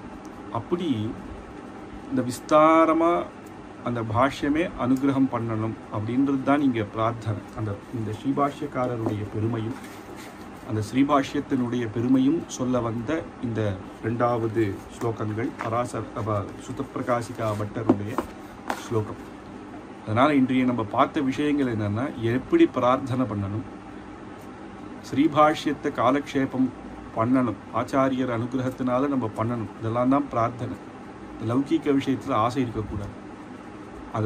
அந்த ஸ்ரீபாஷ்யத்தை நம்ம பண்ணணும் அப்படின்றது நம்ம முதல்ல பிரார்த்தனை பண்ணுறோம் இல்லையா? ஆனால் அது எதுக்குன்னு தெரிஞ்சுக்கணும். அதனுடைய விஸ்தாரம், அதனுடைய காம்பீரியம், எப்படி வேதமாதாவுக்குனுடைய அர்த்தங்கள் எல்லாம் எப்படி ஆச்சரியமாக சமன்வயப்படுத்தி வேதமாதாவினுடைய பயத்தை போக்கினேர் அப்படின்னு, ஜுரத்தை போக்கினேர் அப்படின்னு, இத்தரெல்லாம் வெவ்வேறு அர்த்தங்கள் சொன்னா அப்படின்றதுனால அப்போ எப்படி இருக்கும் இந்த பாஷ்யம் அப்படின்னு.